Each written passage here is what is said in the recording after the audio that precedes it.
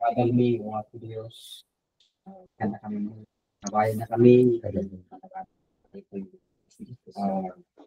book of Ezra, Nehemiah, and Esther. Lord, nagdaman kami, wapo Diyos, kung anong kami, opportunity, agadal, wapo Diyos, pagduangan din ko'y katabsat, si Hong Kong, Aniyak, Kirino, nagdaman kami, wapo Diyos, kanda kami kay panakaawat, kanda kami kay barbaro, wapo Diyos, na idea, para dito yung adalin ni, sa wapo Diyos, hindi siya namin tutunggal masarata kami, ang tagal pa dahil ito yung masaso. Diyaman kami wapo Diyos, kita mami kanyang ito yung narabi. Magali sus na po. Amen. So, ayan. Lagay ko lang yung notes natin. And then, we start. Greek record ba?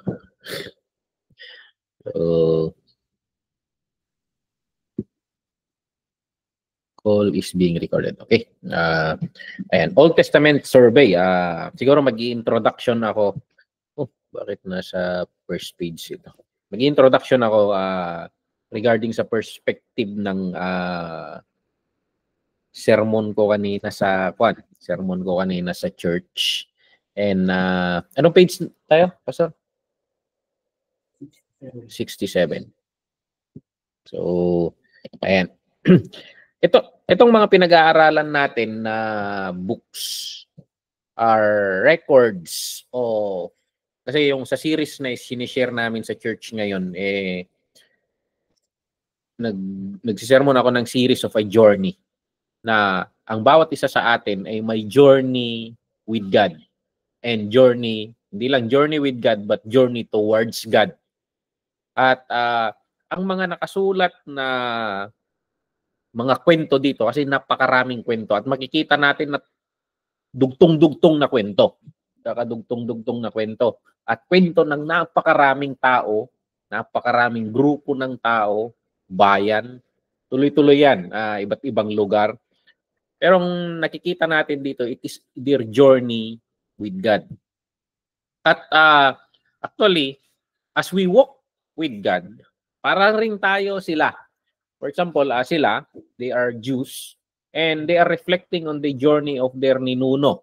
Yung sina Adan hanggang kay Noah, kay Abraham, Isaac, Jacob, sina Moses. Mga ninuno nila itong mga to. Nagre-reflect sila sa journey nila. And parang yung sabi nga natin, pag yung sa baril, titingnan mo dito sa likod, titingnan mo sa harap, tapos titingnan mo sa hinaharap. Ganon. So, parang looking back and then reflecting on your journey at the present, mapre-predict mo yung direction mo. Pag hindi ka umaayon sa direksyon ng lakad ng mga nauna, most likely tagilid yung patutunguhan mo. Parang ganon. So, they look back, they reflect on the nature of God, the commandments of God, instructions of God, particularly yung law, para ma-check nila yung mga kung tama yung direction nila. So, yung PowerPoint, may share ko dito. Yung PowerPoint ko kanina, paycheck. Sandali lang. I-try kong i-kwan dito. Yun muna ang i-upload ko. Yun ang gawin nating introduction. Windows. And then, ito yung notes ko kanina. Okay. So, my faith series, dapat kailangan natin yung ma-check yung journey natin. Saan tayo patungo? So, gaano nakalayo ang nalakad natin? Ano ang mga sumasagabal sa ating journey? So, may mga nagpapabagal ba sa atin? May mga humahad lang ba? Kailangan nating ma-identify lahat yan. We need to reflect. Yun yung sinasabi ng Panginoon kay Joshua na meditate on it day and night. Reflect sa mga salita ng Panginoon. I-base natin yung sarili natin. And tingnan natin kung nakakasunod tayo. And then yung isang sumunod na sumunod na Sunday, I shared on etong kwan. Bakit tayo lumipat ito? Yan. Nag-share ako tungkol dito sa ito, faith journey rin. Sa ating lakad, do we feel or where do we feel we are headed? Alam mo sana yung direction mo. Kasi they are trying to make sense rin yung direction nila. Ang kagandahan sa Panginoon, sinasabi niya.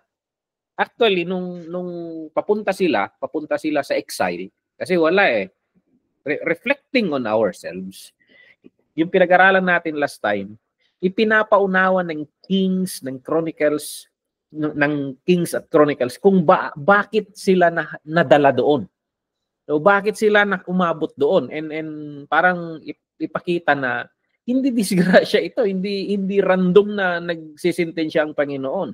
Talagang tagilid na yung lakad ninyo, and this is a way para parang isa detour na mas maganda nang madetour kayo nang mahimasmasan kayo para maibalik kayo. So, where do you feel are you headed right now? Yun yung kwan. Ayan, yung kumakanta sila from the rivers of Babylon, umiiyak sila doon. And then, how fulfilling or meaningful your current journey feels? So, wala na. Pero, bumabalik na naman itong reflection sa kanila while they are on the exile. Kasi, bago sila pumunta doon, sinabi na sa mga propeta na it will be a 70 year. Yun yung kagandahan sa Panginoon. Talagang kalkulado ng Panginoon lahat ng ginagawa niya. It's a 70 year. So nakikita nila yung developments nga nung pumasok na ang 70 year sa kanila. Doon, nag-uumpisa na pinapabalik na yung iba.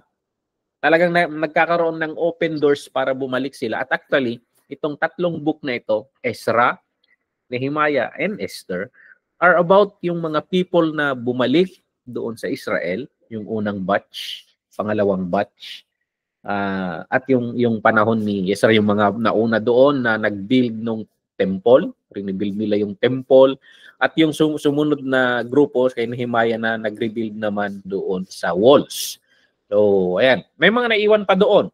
At yun naman yung kinikwento ng Book of Esther. Ibinibigay ng Book of Esther kung ano ang sitwasyon ng mga naiwan pa doon sa exile. So, yun yung one. So, who or what is guiding your decisions and choices in life? So naumpisahan na nila rito na especially si Ezra. Because we need to base our decisions, our directions, our patterns in life sa Scripture. Ni-restore ng Panginoon through Ezra yung laws. So, kasi ang kinabagsak nila, nakalimutan nila yung law lumayo sila ng lumayo sa Panginoon. So, yun yung kwan. So, ayan. Yung sinare ko kanina, hindi naman yung journey ng tao, kundi ang Panginoon towards redemption, may journey rin siya. So, hindi lang tayo ang bumibiyahe. May biyahe ang Panginoon, naglalakad siya patungo, siyempre nasira ang mankind, naglalakad siya patungo sa restoration ng mankind, at parang iniimbitahan tayong sumabay sa lakad patungo doon. So, noon, itong pinag-aaralan nating kwento, sila yung lumalakad. So, nag-end yung lakad nila kasi may hangganan ng buhay. Sa panahon ngayon, tayo naman yung kasabay ng Panginoon na lumalakad pasulong. At magre-reflect tayo sa kanila para makita natin yung mga pangyayari sa buhay nila, mas mahusay sana yung kahihinatnan ng lakad natin, mas maiwasan sana natin yung kinatisuran nila noon, at mas mahusay sana, mas diretso, mas mabilis yung biyahe natin. So, yan. Actually, we are celebrating Christmas. And itong Christmas, part ito ng yung journey ng Panginoon toward redemption. Actually, yun yung culmination, yun yung pinaka-peak, pinaka-climax ng journey ng Panginoon towards redemption, yung pagpunta ni Jesus Christ. So, yun yung pinaka-hope. Sa kanila nun, nangangapa pa sila eh. Ano yung parating? Hindi nila masyadong malabo yun. Mas madali sa atin kasi alam na natin. Alam na natin. So yan. Okay, balik tayo sa notes natin. So, itong Ezra, Nehemiah, and Esther, itong mga books na ito ay nasulat pagkatapos ng exile, post-exilic. So, pagkatapos nung 70 years na dinisiplina ng Panginoon sila. So, mga pangyayari ito na sumasaklaw, particularly sa Judah, kasi nabanggit naman natin last time doon sa Kings and Chronicles na nakakalungkot, pero hindi na nakabalik yung 10 tribes ng North. So, ang Judah lang ang na-restore. And yun. So, magkakasama tong libro na ito dahil tinatalakay niya yung mga taong napunta sa exile at yung mga pabalik na sa Israel, yung restoration. Good evening, Pastora. Okay? Kaya itong teacher natin, si Pastor Bill, pinagsama-sama niya ito para makita natin yung context ng kwento. Kasi magkakadugtong talaga. Halos overlapping yung pangyayari dito. So, ayan. Dito may makikita tayong chart dito sa Ezra, Nehemiah, and Esther. Makikita natin dito na si Ezra at Nehemiah, sila ang nagsulat ng mga librong ito. And then, yung Esther, undefined but most likely yung pinsan niya, si Mordecai. So, makikita natin, magagaling na mga tao to. Si Ezra is a priest and a scribe. Talagang ito yung mga scholars nung panahon nila, parang religious scholar, si Ezra. Si Nehemiah is more on a political leader kasi he works under a king. So, parang food cupbearer siya eh. Kung nasaan yung hari, nandun siya. Parang bago kumain ng hari, siya muna yung kakain. Parang ganon. Talagang close na manggagawa ng hari. And makikita natin kung actually si Nehemiah, siguro napaka-importante talaga nito sa king. Kasi nung nalulungkot siya, pinayagan siya ng king na tapusin yung project. Wala, nanganganib yung tao namin doon. Walang bakod. Sino mang aatake sa kanila, nakabalik na sila. Kahit sinong umatake sa kanila, wala silang kalaban-laban. Actually, yung king, sabi niya, okay, tinustusan lahat. Yung biyahe niya, yung mga resources na kakailanganin, tinustusan lahat. Para sa king, mas mahalaga yung pagbabalik ni Nehemiah sa service sa kanya kaysa sa mga gastos lahat sa project na yon. So, tapusin mo agad. Actually, 50 plus days lang 50 plus days lang. Wala pang 2 buwan. Isipin mo yan, ng buong bansa, binakuran nila. Binakuran nila yung buong bansa. So, pag ang construction, bumibiyahe ka ng Jadi. Bakit ang tagal matapos yan? Kasi, pag bibilisan mo yung construction, pag engineering ka, pag bibilisan mo yung construction, talagang kailangan mong magdadagdag ng tao para bumilis yan. Mas mataas yung costing. Kailangan mong gumamit ng mga materyales na imbis na bibili ka imbis na, siyempre, bato sa kanila. Instead, nagagamit sila ng mga bato na raw na bato, magpupurchase na yung mga yan ng mga prefabricated na bato. Parang ganun, para mabilis. So, kaya yung 52 days, hindi lang sa delikado yung trabahong yan. Kasi yung dami nilang kalaban na kontra-kontra. Pero napakagastos yung project na yan. Kasi, paano niya ni-rally kasi yung unang umuwi, around 20,000 ba? Around marami rin sila maraming bumalik thousands, 2,000 ba? Titingnan natin later, dadaanan natin sa notes. So ayan, Ezra, nangyari ito 450 to around 400 ito before the birth of Christ. So halos overlapping tong mga to kasi magkakakilala, magkaka-overlap to, baka magkakakilala tong mga tong taong to. So 80 years yung cover niya, yung kwento ng cover niya is 80 years. Yung sinasaklaw naman ng kwento sa Nehemiah is 16 years. Mabilis lang yan kay Nehemiah kasi 52 days nga lang yung construction. Pero ang sinasaklaw ng kwento niyang context 16 years. Si Esther naman nasa 10 years na pangyayari sa loob ng kingdom ng doon sa kinaroroonan niya. Kasi hindi umuwi itong mga to Ayan. Basahin nyo na lang yung iba dito. So, events span, decree of Cyrus hanggang sa pagdating ni Ezra doon sa Jerusalem.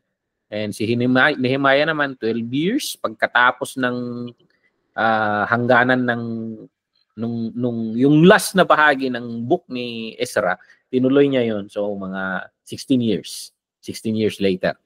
And then, ito naman, chapter, yung si Esther naman, kung babasahin mo yung book of Ezra, mga nasa yung pangyayari sa chapter 6 at chapter 7 ng Ezra, yun yung timetable naman kung kailan nangyayari yung kwento ni Esther doon sa Babylon ba? So, Persia. So, yon. And, ayan, 50,000, tama, 50,000 yung one. Yung first batch na umuwi is mula kay Cyrus, yung mandate ni Cyrus, 50,000 na Israel. Napakaliit nito. Imagine yung nilabas ni Moses mula sa Exodus. Million yun around 600,000 mga lalaki lang yon. Hindi nila binibilang ang babae at bata. So, million yun Ito 50,000. Pero kaya isipin mo, nabakante yung lupa ng 70 years. And then, maaaring may mga pumwesto na doon. So, babalik kayo, 50,000 lang kayo. Very maliit yung bilang na yan. Kung mga nakapaligid na bansa, Israel na nga lang ngayon marami-rami na sila. Pero mahirap idepensa ang bansa sa ganyang bilang lang. So, ayan, wala naman silang mga missile noon. Mano-mano talaga yan. Suntukan, itak, pana, mga ganyan lang. Yung second batch na pumaroon, mga around 2,000. Pero malayo yun. After 62 years pa yun. So, most likely, kasi 12 years na pagkaraan itong Nehemiah, nung gagawa sila ng bakod, most likely dumami na to. Kasi 60,000 plus 50,000 plus 2,000, that's 52,000. And sa 60 years, ilan ang maipapanganak yan? Isang generation yan. So sabihin na natin, nagdoble. Yung mga 100,000. So, estimate natin na mga 100,000 ang pwedeng manggagawa ni Nehemiah nung dumating si Nehemiah. Kasi binigyan siya ng hari ng walang problema sa finances, walang problema yung mga timber na ipapadala, galing lahat sa King's Forest, kumpleto. So ayan, narally niya yung buong bansa in 52 days natapos nila yung bakod.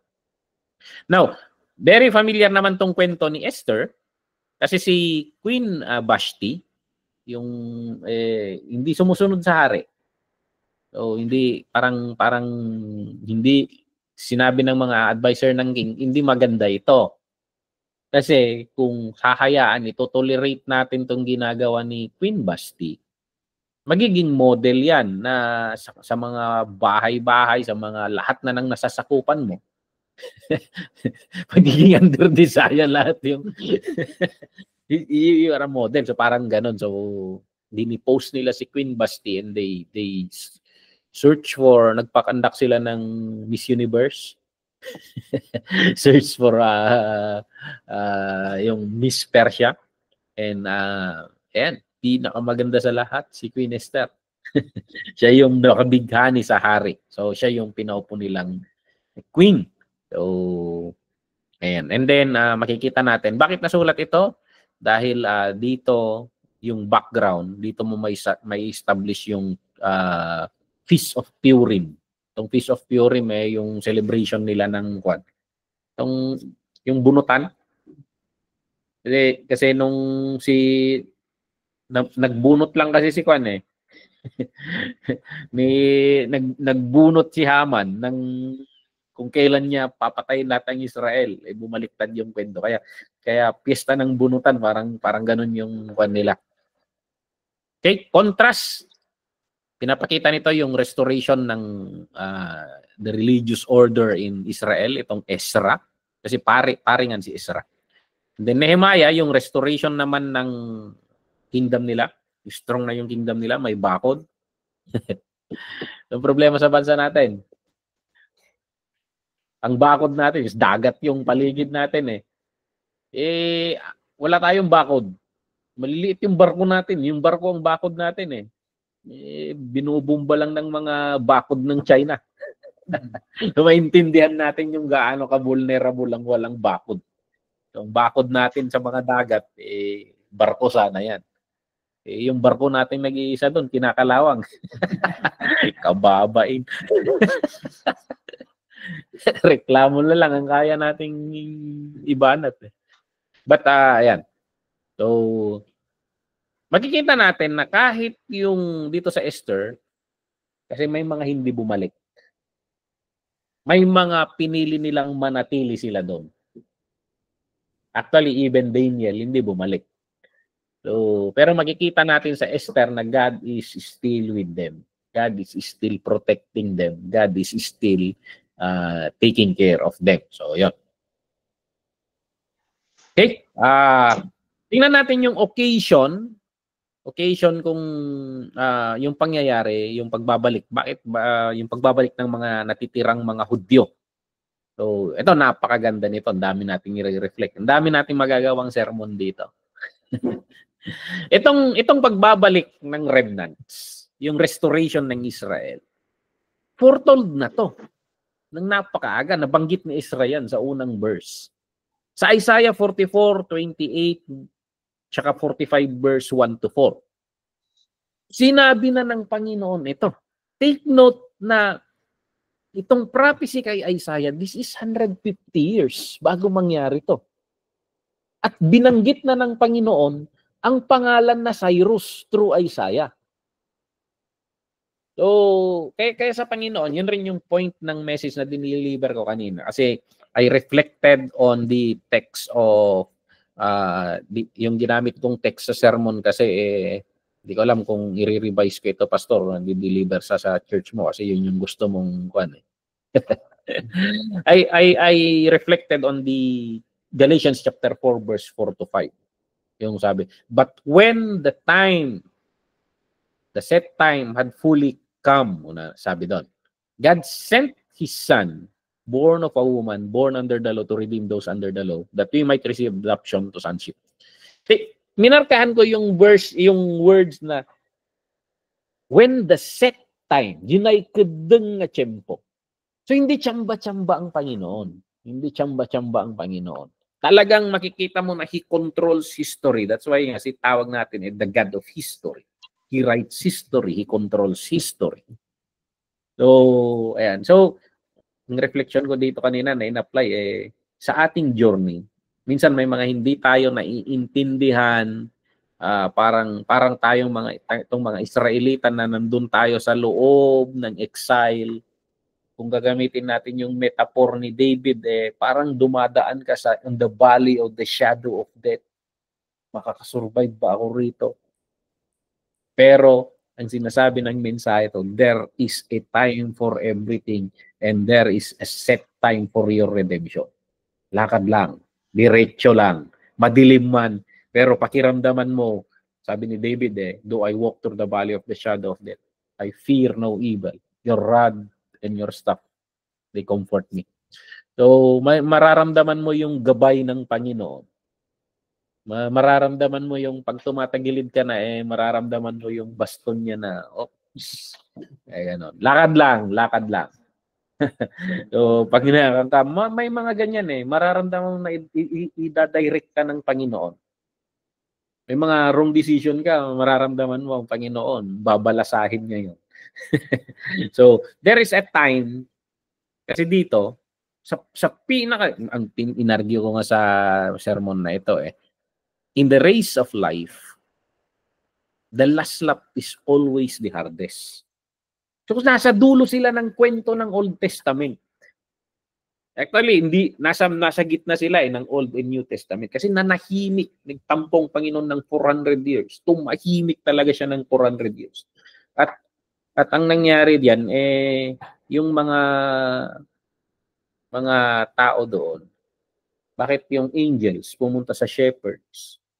Kasi yung shepherds ang lowest of the low sa estado ng buhay doon sa Jerusalem. At makikita mo doon na sila yung mga tinatawag nating isang kahig, isang tuka. Or sabihin na natin, dalawang kahig, isang tuka. Or minsan wala pa. At parang wala. Parang walang hangganan. Meron pa bang pag-asa? At sila yung pinuntahan ng angel.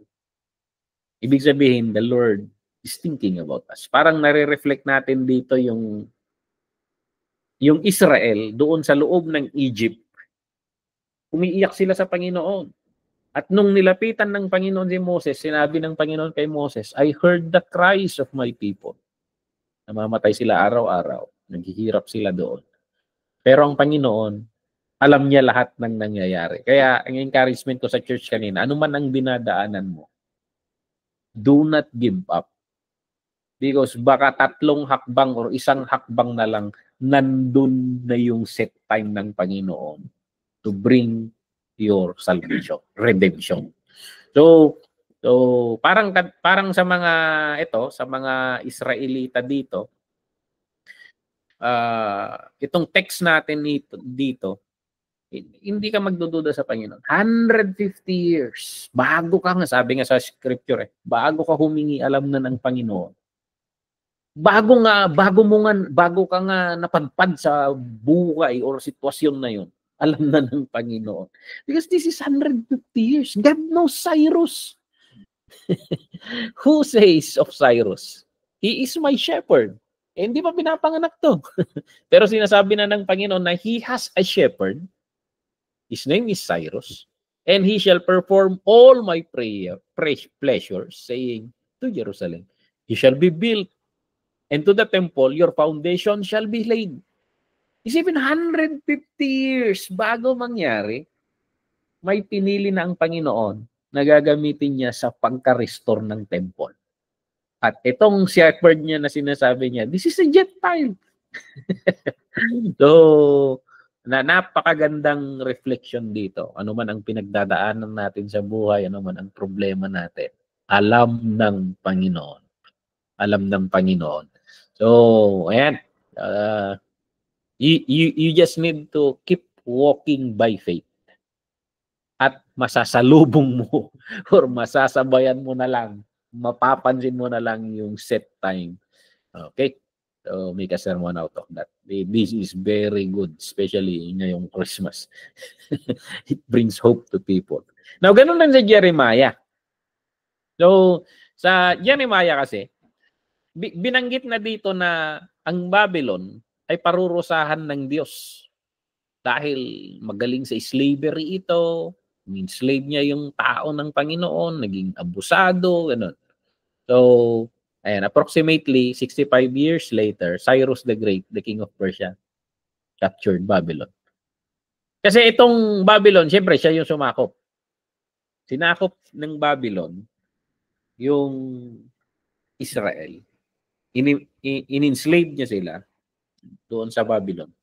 And then, gusto mo bang bitawan ng mga slaves mo? So, or, itong mga mga Israelita kasi, magagaling tong mga to mga negosyante mo. Ito yung mga big sa economy niya. Even mo, Daniel, Shadrach, Meshach, Abednego, they are in the king's court. Bibitawan mo ba itong mga kakaibang tao na to? So, but, dito pumasok yung dito pumasok yung in-arrange ng Panginoon, si Cyrus, to destroy Babylon. Who would think that someone can destroy Babylon during that time? Because that is the world power. So, lumabas yun. Ito yung kwan, yung sinabayan ng prophecy na ni Daniel. Yung susulat sa pader. So, mini tekel para si. So, ayan, sumabay na. Nag-raise si Cyrus the Great. Okay? So, titingnan natin dito. Basahin nyo na lang. Those are very familiar stories of the Bible. Nabanggit na dito na may timetable ang Panginoon. So, hindi nagugulat ang Panginoon sa mga pangyayari. So, for example, bigla kang nagdesisyon na sinira mo ang buhay mo. Hindi nagugulat ang Panginoon kasi noon pa man, alam na niya.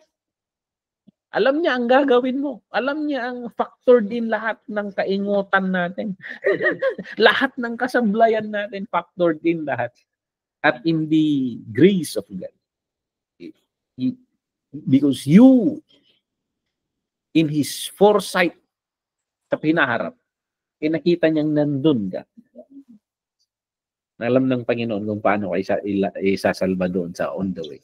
So, ayan, minsan, diyan pumapasok yung riniresel natin doctrine na predestination. Kasi sinasabi nila minsan, predestined na, wala, impyerno ka but those who have chosen to embrace the Lord, sa mga hangganan nila, the Lord has devised things to save them. So, methodology to save them. So, yan. Cyrus, the king of Persia, dinikri niya yung pagpapalaya. So, makikita natin sa Ezra 1:1, nabanggit na yan. So, tingnan natin yung mga bahagi ng mga taong ito sa kasaysayan. Si Ezra. So, sino ba si Ezra? So, kikita natin dito, ayon sa notes natin, siya siyang priest, pare. So, descendant. So, priest, most likely on the tribe of Levites. Pero may mga kwan na rin kasi ito, mga mistiso minsan nag-crossbreed na rin yung iba't ibang tribo ng Israel. Pero si Ezra is on the line of the Levites. So pag sinasabi nating priest, baka Aaronic pa nga to Aaronic. So hindi natin alam yung order niya. But bukod doon, hindi lang siya priest, siya siyang scribe. Yung sinasabi ko nga, itong scribe, ito yung mga sinatawag natin ngayon, theologian. Ito yung mga nag-aaral talaga na sinasaliksik nila. Sila yung mga nagsulat ng mga libro. So, talagang thinker itong taong ito. So, meditative, mapag-isip, scribe. So, sila yung gumagawa ng mga scrolls nila during those times. So, actually sa Israel, sinasali siya sa mga, yung according dito yung greatest leaders of Israel. So, Abraham, the father of the nation, Moses, the giver of the law, David, the great and beloved king, and si Ezra, siya yung pang-apat na nire-revere nila, the restorer of the nation. Okay? Ezra, maraming accomplishment na ginawa tong si Ezra. Ito yung mga i-credit nila sa kanya. So, sabi ng author natin, si Pastor Bill Scheidler, yung system ng synagogue, yung paano tumatakbo yung discipleship ng Israel nung dumating si Jesus Christ, ini-ascribe nila sa kanya. Parang i-credit nila sa kanya na yung system of itong synagogue design ni Ezra, sabi nila. Kasi nung bumalik yung Israel, bumalik sila from Babylon, how would you start the nation? How would you educate them again about the law? So, discipleship concept. Paano mo ituturo sa kanila para hindi na naman mauulit yung pag-exile nila? So, yun yung, di ba, pag-aralan natin sa Kings and Chronicles na dahil kinalimutan nila yung laws of God, binayolate nila ng garapalan at napuno ang salok. Kaya sila pumupunta doon. So, kailangan ituro ni Ezra ito. So, nag-devise siya ng system kung paano mailalagay ang laws of God sa isip at puso ng mga tao. Sinasabi nila itong synagogue system. And very important itong synagogue system. So actually, itong church system natin sa New Testament, it is pattern after that. Kasi kung pag-aaralan nila itong synagogue system, kung may mga around small group, house churches, pag may mga 10, mga ganyan, si Jesus Christ, 12. Yung parang inadapt rin ni Jesus Christ yung common sa panahon nila. Pumili rin lang siya ng dinidisciple niya. So, at yung mga pumupunta sa mga sinagog, nag-uusap na mga osyoso yung mga yun. Para nakikisalim pusa ba. Pero yung mga sinagog, ini-establish ng mga bawat community, may mga nag-aaral yan. So, may mga Pharisees, yung mga Pharisees, mga Sadducees, yan yung mga, they are serious in understanding the rules of God, the laws of God. So itong mga Pharisees, Sadducees, not necessarily they are Levites. These are people who wants to understand more the laws. But they misinterpreted it. Naging legalistic sila. They get letter by letter, but they do not have a grasp doon sa spirit of the law, sinasabi. Very literalistic sila. So, kaya pagdating ni Jesus Christ, kinukorek ng Panginoon yung system. Hindi ganyan yan. The essence of God na very literal sila eh. Bakit yung kumain sila, hindi sila naghugas? Hindi sila naghugas ng kamay. Oh, kinukorek ng Panginoon. Alam niyo ba ang punto kung bakit pinapahugas kayo ng Panginoon? Those are spiritual meaning. To train your mind, kasi yung concept ng sa medicine na cleanliness is next to godliness. To understand that ritualistic yan, but it's on the spirit. In-explain ni Jesus Christ na hindi yung pumapasok ang nakaka-defile sa atin. Kundi yung lumalabas. Actually, yung rumi nasa loob natin, yung kasalanan nasa loob natin, and spiritually, ganun yung system. Corrupted ka sa loob. Kaya yung lumalabas sa isip mo, lumalabas sa bibig mo, lumalabas sa kilos mo. So, yun yung sinasabi. Yung food na yan, pinasok mo, lalabas yan eh. So, yun yung kinukorek ng Panginoon. Kung makukan nyo si Jesus Christ, He always goes to the essence of the law. So, yun yung, kanya na, yung adultery. Tinuro niya yung concept of adultery. Very legalistic sila. Pero actually, nilalaro nila yung system. Dinidivorce nila asawa nila para malaro nila yung system. Ma-justify yung wrong acts nila. Hinigpitan ng Panginoon. Isip ka pa lang.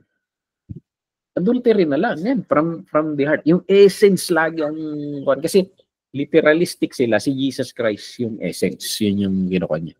So bakit tayo pumunta doon? Synagogue system. Kasi yun na yung di ba? Doon lagi yung doon lagi napapaalaban si Jesus Christ eh. Binuklat ba naman niya yung prophecy binasa niya, the Spirit of the Lord is upon me, for He has anointed me to. Tingin sila. Pag tiklop niya nung scroll, natupad na ang prophecy ito. So, pero sinasabi mo, ikaw yan. Siyempre, kapitbahay nila eh. Because the synagogue na pinupuntahan niya, that is the synagogue of their community. So, kababata lang kita eh. So, mas marami nga akong pinag-aralan sa iyo, karpintero ka lang eh. Estudyante ako ni Gamaliel. Parang ganun sana yung mas marunong ka pa. Ganun sila nung Pero he get a deep understanding dito. So, yung synagogue system, actually, yan yung kung anong nakikita mo sa church, yung sa Book of Acts, yun yung sinusundan ng synagogue system. Actually, kung makikita mo si Paul, kaya kung magpupunta si Paul sa evangelism niya, pupunta muna sa synagogue, di ba? And then, pag i-reject nila, mag-create siya ng sarili niyang synagogue. Pupunta siya sa Gentile and then mag-create ng mga synagogues. So, pero ang tawag na nila hindi synagogue. Siyempre, nilalayo nila eh. Tawag nila house churches. The house of, the house of, the house of, the community in the house of. So, the church in the house of. So, church. Ang ibig sabihin lang ng church kasi, the fellowship. So, fellowship, the gathering. So, the gathering in the house of Philemon. The gathering in the house of yun yung ginagawa ni Paul. So, pupunta muna sa synagogue, pag patatakyasin sila doon, so, ni-reject siya eh. Gagawa siya ngayon ng bagong synagogue. So, hindi nila ma-judge yung move niya. Eh, ayun yung tanggapin. Hindi gawa ako ng sarili kong synagogue. But he is catering even Gentiles. Okay? So, yun yung dinidiinan ko yon kasi napakatindi nito. Hindi basta nangyayari yung mga bagay-bagay. May ginagamit ang Panginoon na maraming, kaya yung isang idea, kung binigyan ka ng Panginoon ng idea ngayon, for example, si Pastor Cons, may idea ka na binigay ng Panginoon para sa church mo. You do it by faith. Kasi yung mga actions or changes na ginagawa mo sa church mo, na hindi naman pangkaraniwan, hindi parang binabangga mo yung pero alam mong binibigay ng Panginoon. Sometimes it has a big effect later in life. Makikita natin kay Ezra. So, if you are sure that the Lord is leading you to do something, step by faith. So, yan. Canonizing the Old Testament. Ano tong canonizing? Ano yun? Bala datikan yun? Canonizing. Yung canon eh, measuring stick kasi yung canon eh, yung ibig sabihin niyan. Parang ruler, pagrukodan. Sa mga words of God, ano ang words of God? So parang sa atin, ano yung masasabi nating words of God? Kaya canon of the Old Testament, pag sinabi nila, ito yung words of God. Ito yung pagbabasihan natin. Ito yung guidance natin, guide natin, we compiled it. So actually, nawala nga yung scripture, nabaliwala nga yung scripture, kaya binaliwala nila, kaya na-exile sila. So, ang ginawa ni Ezra, ni-restore niya yon. So, binuo niya ulit yung scripture nila. So, ayan, according dito sa notes natin, yung Esdras. Basahin niyo ba ito, Ezra? Esdras. Ginawa kong devotional minsan to eh. Binasa ko lahat yung extra canonical. Ang hirap naman kasi na binabanatan mo na hindi mo nabasa. Pero ito kasing mga extra canonical, historical books tong mga to. Mahalaga yan sa kwento ng Israel. So, talagang bahagi yan ng kwento ng Israel. Pero pag i-meditate mo, wala siyang spiritual implication. Parang historical book lang. Parang ganon. So hindi siya directive, mga ganon. Hindi siya nagbibigay ng revelation tungkol sa Diyos. Mga ganon. Hindi siya kaya sinasabi ng mga bumuo ng canon, hindi siya inspired. Parang no limitang ire lang. It's just a work of art. Parang ganon. Kwento ng bayan. So, yun yung pero yung nararamdaman mo kasi pag nagbabasa ka ng scripture, parang may kakaiba rito. So, makikita mo yung doctrine of inspiration. Pag-aaralan natin later yan sa bibliology. So, yung study ng quad. So, sa Esdras, 2 Esdras chapter 14, eto, sinasabi na si Ezra, 24 books raw na nasira noon, napukaw, napuuran, 24 books, nire-write niya yan. So, ewan ko kung gaano kakapal. So, binigyan raw siya ng Panginoon ng inspiration or divine enablement. At sinulat niya lahat raw yon. So, parang possible kasi ito sa mga oral tradition. Kasi kung pupunta ka raw sa Israel, may mga bata raw doon eh, na yung tinitrain nilang maging tinitrain nilang maging mga tawag na nito, Sadducees, Pharisees, yung mga batang mga teachers of the law. Nire-recite raw nila Genesis 1:1, diretso raw yan. Kaya raw nilang i-memorize hanggang last verse of Deuteronomy. Imagine yan. Tapos, doon raw sa Wailing Wall, nagre-recite yung mga bata doon, may mga matatanda raw doon. May mga matatanda raw na nakaupo doon. Tapos, oops, nilaktawan mo yung isang verse. Alam raw nila. So, talaga siguro, nung mga bata naman tayo, ang gagaling natin mag-memorize. Eh. Ayun nga lang, eh, na kahit 1 plus 2, eh, nagdududa ka, calculator mo pa. Pero bihira natin dinadala yung capacity ng utak natin to the limit. Ngayon, eh, dahil sa instant, hindi ka na nag-memorize. Di ba? May mga contest tayo noon sa mga youth camps na memory verse, padamihan ng memory verse. Ako nga eh, pag wala ng Google, mangangamuti ako. Alam ko, marirecite ko yung verse, pero hindi ko alam kung saan makahanap. Alam ko lang kung saan book. Pero ganun, kasi hindi natin train yung utak natin. Pero itong mga culture na ito, they force talagang, they recite it. They recite. So, most likely, totoo itong sinasabi ng 2 Esdras 14 na ni-recite niya raw, dictated, and then sinulat niya raw under divine enablement. Of course, kung may divine enablement, ba yung Holy Spirit, ipalagip ng to na possible. He will inspire you. So binuo niya yung Old Testament. So may pattern ulit sila kung saan nila ibabase ang buhay nila. And bukod doon, sa nabuo niya yung Old Testament, sabihin na natin mula Genesis hanggang sa sinulat niya, Ezra. Kasi sumunod lang naman si Nehemiah. So hanggang sa sinulat niya, sabihin na natin yun yung kinumpile niya. Bukod doon, kasi 70 years ang Israel sa Babylon, sa Persia, doon, eh, ang worldwide medium o international language nilang noon, eh, Aramaic. So yun yung namamayagpag na language, Aramaic. So panahon natin, English. Yun nagsasalubong lahat ng tao. Pero sa empire nila noon, Aramaic. Eh, si Ezra, he has this passion to disciple his people, to plant the words of God in the mind of his people para hindi nila maulit yung pagkakamali nila. So, ang ginawa niya, he translated the Hebrew Old Testament.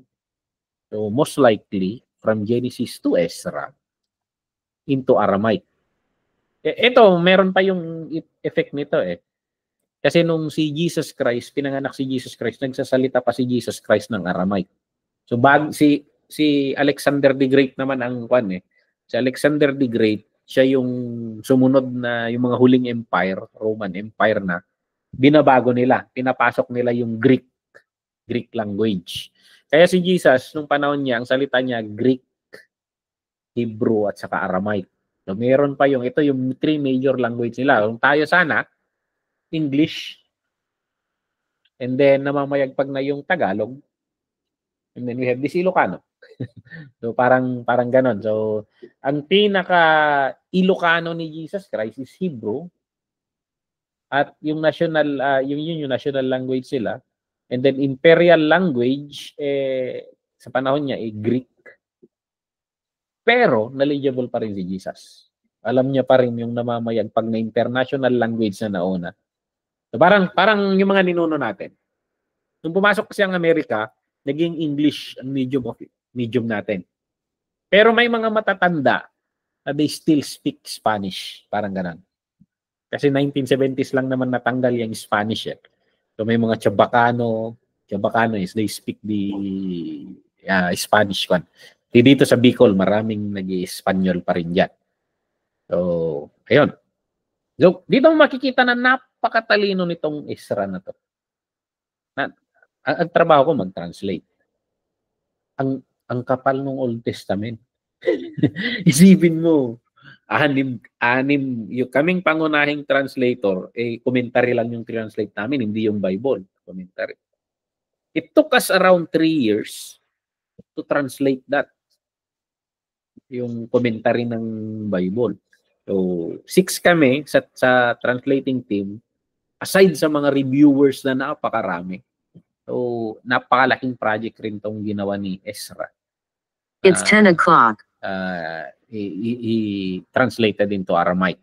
So, kita niyo yung passion ni Ezra na to bring the message of God to the understanding of the next generation. So, ayan. Yung mga generation kasi na pinanganak, wala, hindi na sila nag-Hebrew. For example, itong mga anak ko, English sila eh. So, mother tongue. Anong mother tongue nila? English ang mother tongue nila eh. YouTube ang kausap nila eh. So, parang ganun. So, may intindihan mo rito, paano yun? 70 years lang, di na sila. Yan nga. Ilang taon lang may YouTube sa kanila, 7 taon. Pero English na sila. So, yan yung so yun yung passion ni Ezra to bring the scripture to people. So, ayan. Writing books of the Old Testament, kasama na yung Chronicles and Ezra. So, yan. And then, the basic outline, tingnan na lang natin dito. Balikan nyo na lang, madali na lang ito. Yung basic outline ng kwento. Yung daloy ng pagkakasulat ng Book of Ezra, Decree of Cyrus, Departure of Zerubbabel. Itong Zerubbabel, parang descendants of David to eh. So, yan. Basahin nyo yung kwento niya. So, nag-census sila kung sino pa yung mga natitira sa chapter 2. And then, inuwi nila yung mga mga gamit sa temple na mga ginto, mga ganon. Ito yung nagpa-fiesta si Belshazzar. Gamit sa templo to eh. Sacred tong mga gamit na ito. Ito yung nagchat-chat kami ni Pastor June. Kailangan nating ituro sa mga music team na pahalagahan nila yung mga musical instruments. Alagaan nila yan. Kasi these are articles of the temple. Kung ang Panginoon, baliwala yung ininuman nila ng mga kung ano-ano, to the God of gold, nagalit ang Panginoon, sinira niya ang isang empire dahil doon. So, kung gagawa tayo ng doktrina, tingnan mo na yung mga musical instrument, inaalagaan mo. Set apart yan. Pera ng offerings yung mga yan. Butil yan ng mga tao sa loob ng simbahan. So, set apart yan. So, wag mong gagamitin sa panghaharana mo, mga ganon. Panghaharana lang sa Panginoon yan. Yung sinasabi ko kay Pastor John na let's start to disciple them. Na maingat sila sa paggamit dito. So, ayan. Sinira ng Panginoon ang isang empire dahil dyan. Nag-shot sila lang sa baso ng tabernacle. So, ayan. So, naiuwi nila yung mga sacred vessels. Naibalik sa kasi restore ni Ezra. So, kinatakutan na rin siguro, ano? Huwag niyong galawin yan. Ibalik niyo yan. Biglang may nagsulat sa Facebook call. May nag-post ang Panginoon sa wall ni Belshazzar. Pambihira. So, ayan. Yung kwento ng rebuilding and of course nung nagre-rebuild sila, meron lagi ang resistance diyan. Ang kaaway hindi siya hands down diyan. Lahat pag may gusto kang gawin na ayon sa Panginoon. So, for example, tayong mga pastor, we are trying to fix the Church of God, we are trying to expand, we are trying to build. May resistance lagi yan. Kasi ang bawat hakbang natin, kawalan ni Satanas. So, ang bawat taong nadiligtas, kawalan ni Satanas. Ang bawat pag-aayos, kasiraan ni Satanas.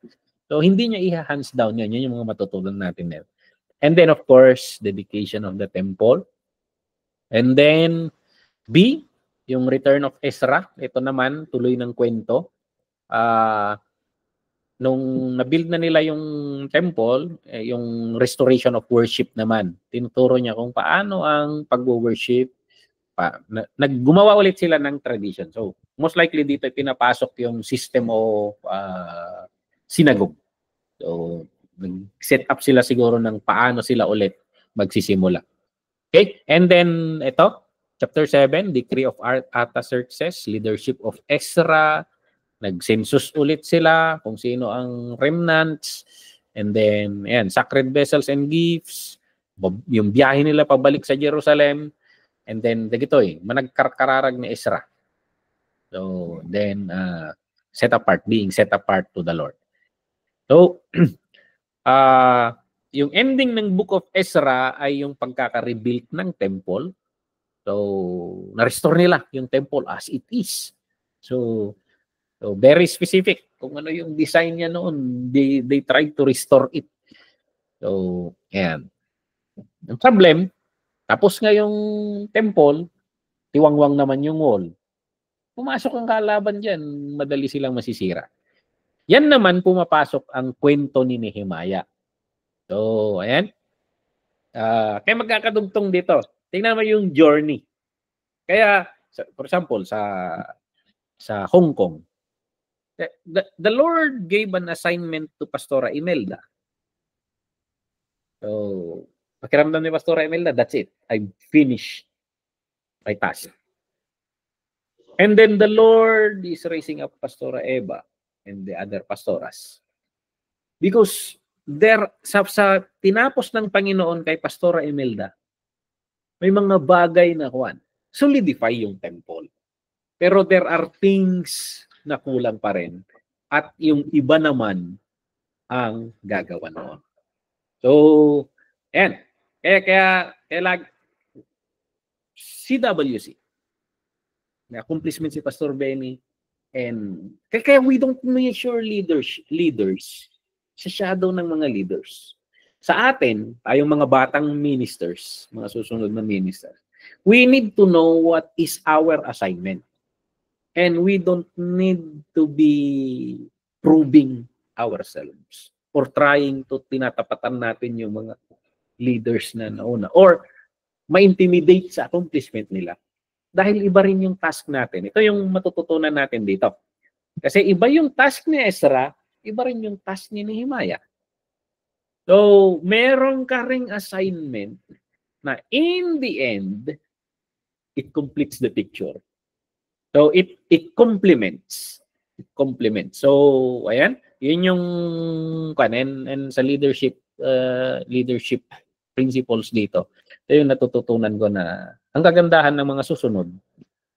Tatayo na tayo doon sa shoulder ng mga nauna. Nung na-organize ni Ezra ang temple and then the order of worship, nung pumasok si Nehemiah, madali na lang niyang i-organize yung tao kasi may system na sila. Madali na lang mag-call. Kasi may mga leaders ng isinet ni Ezra. Sinasabi na rin lang ni Nehemiah, ito yung task na sinasabi ng Panginoon. For example, sa akin, pagpasok ko sa CWC, nandun na yung officers ni Pastor Benny, deacons, mga church leaders. At kino-communicate ko rin sa kanila yung sinasabi ng Panginoon that we need to continue doing.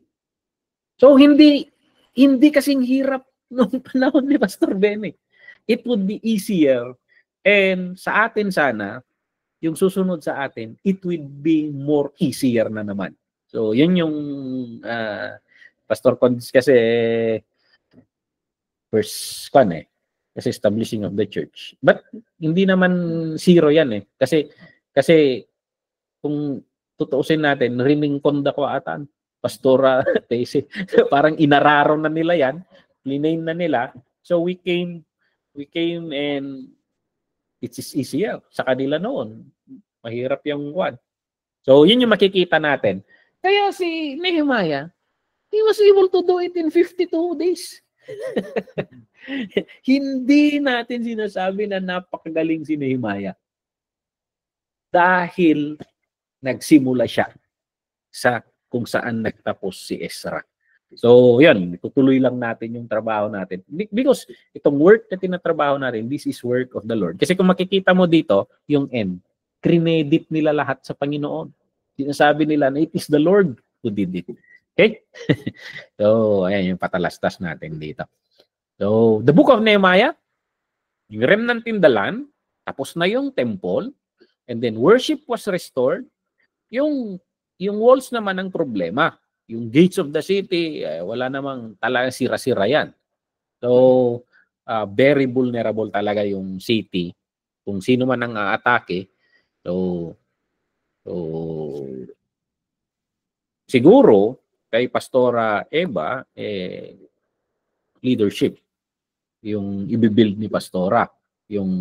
Kasi yung system, I don't know yung pan. Kaya nga sabi ko, the Lord will put the burden in our heart.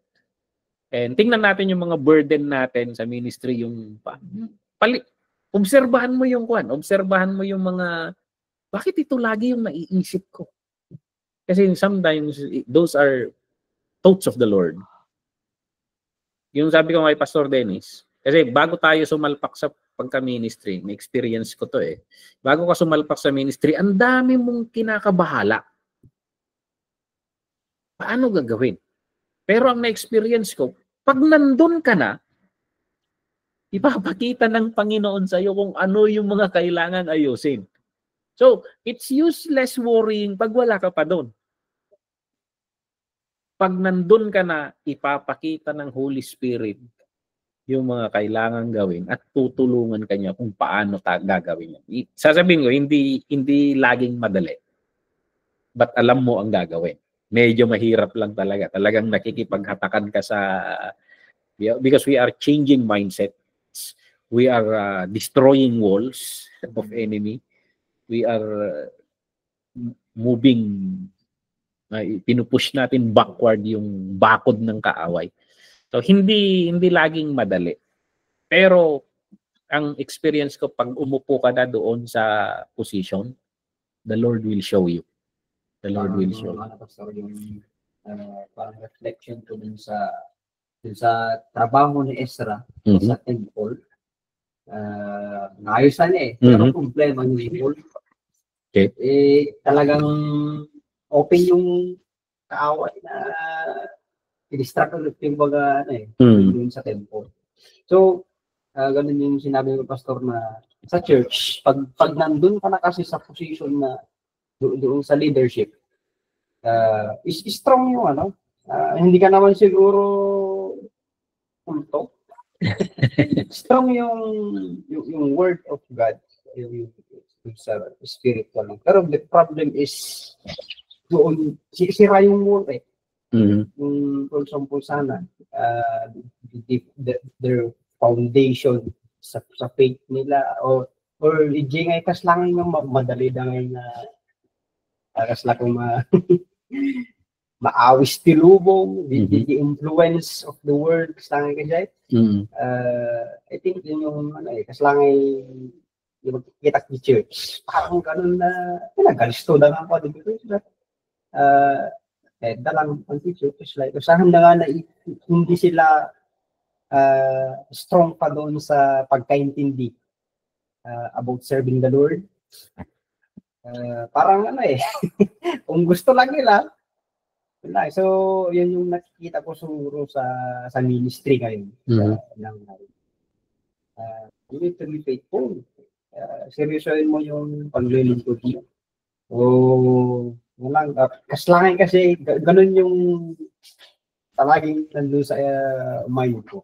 Bakit yun yung parang nagiging minsan prayer ko sana Lord, pagdating mo may handa ko yung church. Amen. Yun yung desire natin. Lahat na mga ministro. Reflecting dito, based sa reflection, kung magre-reflect tayo sa project ni Nehemiah sa Ezra, inuna nila yung temple Parang it doesn't make sense yun. Unahin mo sana yung bakod. Pero marireflect natin doon, we start fixing the heart of the people. Yung relationship nila sa Panginoon.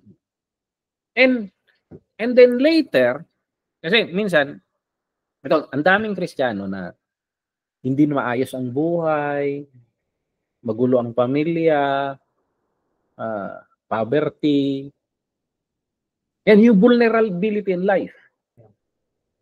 Pero kailangan, kung magre-reflect tayo dito, isip ko dahil sa reflection mo, we start on building the temple, the heart of God sa kanila. And then the Lord will send someone later to build the walls of their life. Kasi nakikita ko sa CWC, ganun eh.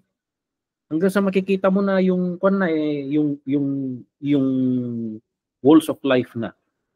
Kakaroon naman na sila ng profession, promotion after promotion, umaangat na sila, nagkakaroon ng mga business.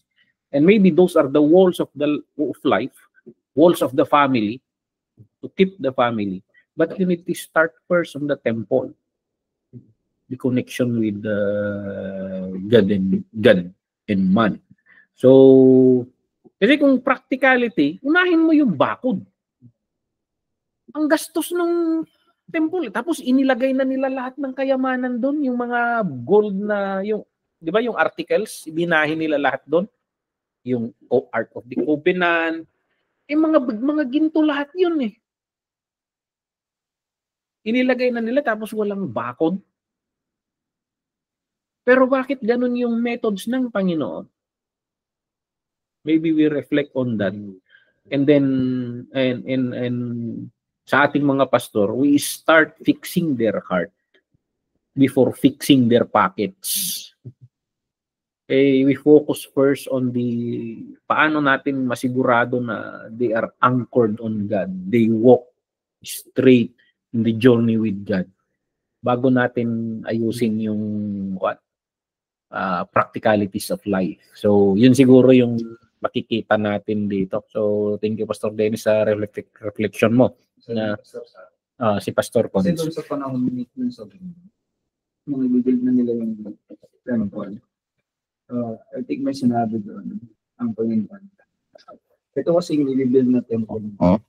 Ito yung lugar kung saan dito mo dadalhin yung mga hinaing natin sa Panginoon. Parang andun nga yung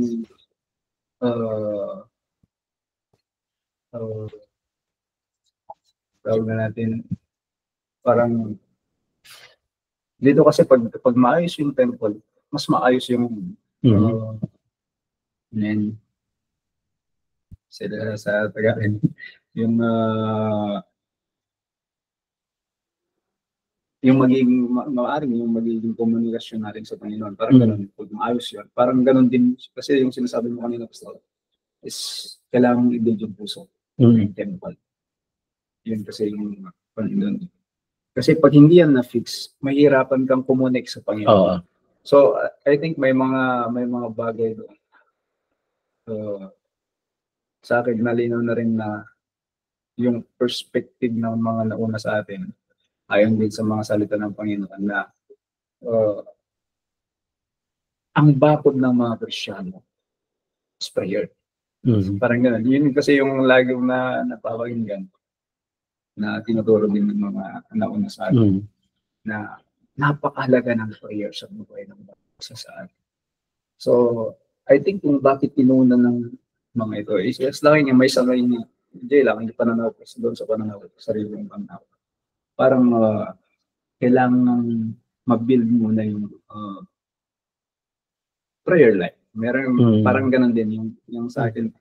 Isa yun, maliban lang sa mga sinabing gusto. I think mahalaga kasi yun eh. Yung prayer life ng isang tao. Kasi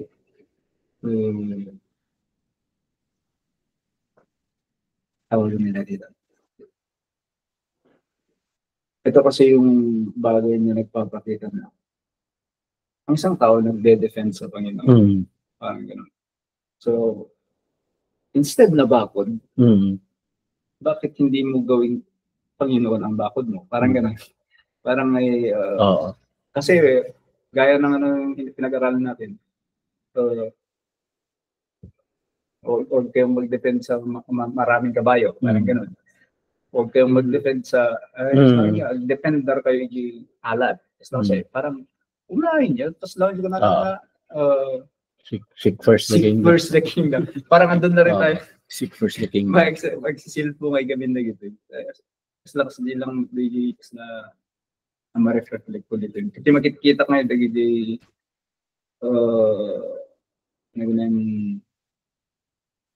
perspective nga binubuo dagiti yung manunahon kada tayo. Na imulmulamot lang kada tayo ang papanunutan nga napatag dato yung bagay napatag. But babalin nga dahil mo siguro may isang rason. May simpang ngayon mo dahil pa. Dahil natin po natin lutan may relationship tayo with the Apo. Hindi nga isang tao. Kasi nga sa kanila, from EJ, kasi lang lumayo sila parang gano'n. Kailangan yung mag-build up the devotion na iti-app. Kung pupunta tayo sa Revelation, yung sinasabi ng Panginoon kay Juan, remember your first love, parang gano'n na naman doon ka bumalik, parang gano'n Ito yung nawala sa inyo kaya kayo lumayo So, parang gano'n. Pero hindi madali ito I think nung inumpisahan ni Ezra, imagine yung debate sa community. Bakit ito ang inuuna natin? Oo nga, dami kayong kasi ang daming practical thinkers rin Di ba sa church na lang natin, sa context natin, ang dami ng ideas. Pero imagine yung paano inargue ni Ezra. We begin with this. Kasi sinasabi ng Panginoon sa kanya kaya yun yung sa ating leaders, kung may sinasabi ang Panginoon sa puso natin. Kasi ikaw na leader ang i-instructan ng Panginoon. Yun rin yung kailangan siguro natin. Kailangan na we stand for that pag sigurado tayo na nasa leadership tayo. Hindi, ito yung sinasabi ng Panginoon. Yun yung mahalaga siguro. Kasi minsan, tayong mga pastor, mas malalim tayo spiritually, mas naiintindihan natin yung bagay-bagay ng Panginoon. At yung iba, hindi pa nakakasabay doon sa level of maturity of understanding the concepts of God. Pero we need to stand pag sigurado tayo sa mga instruction ng Panginoon. I think yun yung ginawa ni Ezra dito na seek first the kingdom of God and all these things shall be added unto you. Kasi hindi na nila pinoblema yung bakod Kasi ang Panginoon, kinakausap na niya si Ezra. And then kinakausap niya na si Cyrus na pupunduhan. Wala nga silang ginastos sa bakod, di ba? So, babalik talaga sa concept na seek first the kingdom of God. The bakod susunod yan. Wala nga silang ginastos. And they finish it in 52 days. So, yun yung malaking reflection natin dito. Na first things first sa Panginoon. So, dapat klaro yung mga instruction ng Panginoon. Alam ba ni Ezra na kinakausap ng Panginoon si Nehemiah? Magkalayo itong mga to Nasa presence ng king yung isa. Si Ezra nandito sa gitna ng basag na bansa. But the Lord synchronized everything. So, mag-focus lang tayo siguro sa pinapagawa ng Panginoon. And wag mo nang i-worry yung hindi niya mo naman pinapagawa sa'yo. Kasi may ibang gagawa niyan. Yun siguro yung tingnan natin kung anong pinapagawa ng Panginoon sa atin. At yun yung pag-focusan natin. Ba't mo pinoproblema yan? Hindi mo naman assignment yan. Parang ganun.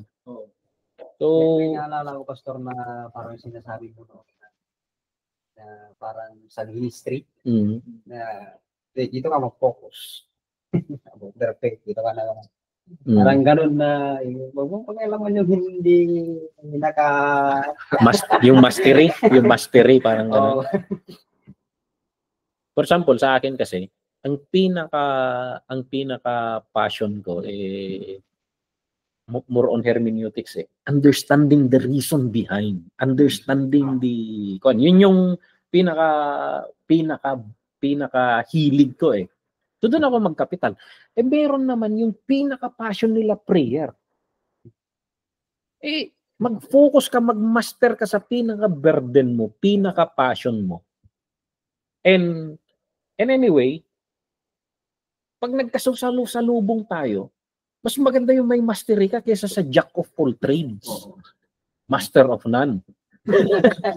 Anyway, in the body of Christ, kung yun yung gift sa akin na mastery, pag nagturo ako and I benefit the church, yung master naman ng prayer, dadalhin later ng Panginoon yan. Yung master naman ng leadership, siya naman yung mamumuno dun sa kwan. And yun yung kwan lang na ang Panginoon. Eh, ang gusto natin, alam natin lahat, hindi, focus. Hey, ang alam ni Ezra, things about the temple, things about books, things about, si Nehemiah, things about army, Nehemiah, constructor, galhalo block yung may isa nga tagbat yung may isa, di ba? Yung sabi na, nagko-construct na nakikipaglaban. So, yun naman yung mastery niya, yung, siguro, construction management.